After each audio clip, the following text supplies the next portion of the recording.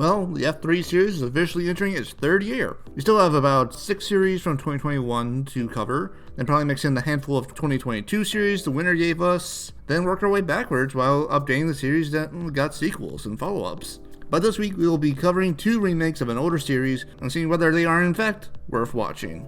But let's start with the one I have the most positive thoughts on.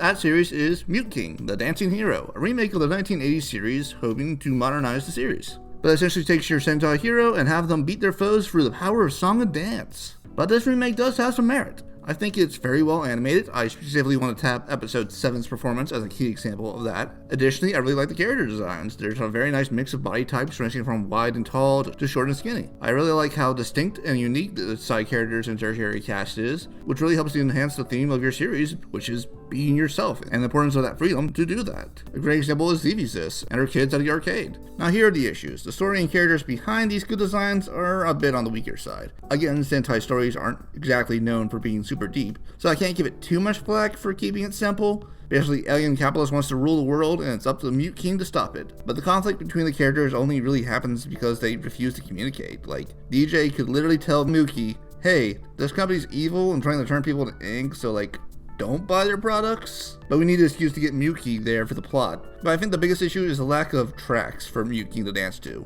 You have your classic remake of the original theme, and that's fine. The villains have a few songs, but Muteking doesn't get a new track until like episode 7. And yeah, that one's really good, and backed very well visually. But imagine if the series had more tracks like this. And I get that it may require more budget and time frame the studio may not have had, but Muteking's titular selling point is that he's the dancing hero, and that's a missed opportunity to lean into this further, as the performances we did get are the strongest part of the series. But as is, I don't feel it's strong enough to walk out of this review of a recommendation. But you could be doing a lot worse. You could be watching Battle Athletes Victory or Restart, a remake reimagining pseudo-sequel to the 1997 OVAs of the anime, where in the far future, the various human colonies across the Milky Way decide who runs society by choosing a girl to represent them and having them compete in various wacky sports competitions.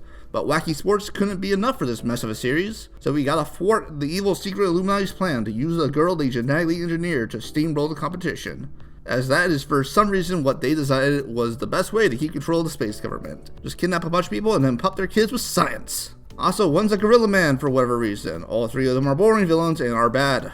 They even lose terribly as well, as they lose because the mother of the girl they genetically altered gave her some sweatbands, so when she escaped for a sec, they could give it to the main girls, so that when she won years later, they could Star Wars hologram her message of, hey, I've been kidnapped, and I'm evidence of a crime. But they're only one of the many bad decisions the series made. There's the fact that the big giant finale to what has mainly been a wacky competition with an actual Ninja Warrior course and giant billiards is a 100-meter dash. A race where our hero wins by Naruto running with the power of friendship to beat the clone of the original girl they genetically engineered. There's a space kangaroo that's just there for no actual reason. The only thing I note that kangaroo ever did was have a kid, so they make an offhand fact that they're using animal therapy to help rehabilitate the evil clone. But otherwise, it's just there to make a weird noise in an attempt for humor. The fact that there's not only one scene involving a poorly animated semi-truck, but 2, and one has a bomb placed on the top of its hood. Also, they saw the fact that the original was kind of racist by making the sole black character a feral girl that ran on all 4s and ate her meat off the bone,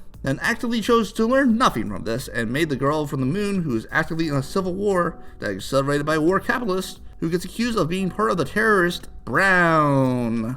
So unless you're the TSA, I don't think I need to explain how that's problematic. But her friend, who's also a terrorist, who literally sat on the bomb, is somehow alive at the end and just saying, yeah, do you think I would die to a bomb that I completely sat on? Nah, I wouldn't do that. Okay, series, good for you. But hey, they could always fall back on the TNA, and I ain't talking wrestling. But the animation is nothing to write home about, so the audience here for that is probably going elsewhere. So unless you enjoy watching a train wreck and dissecting what went wrong, you're probably not going to get much from the series, unless you want to get drunk and dunk on it with some friends.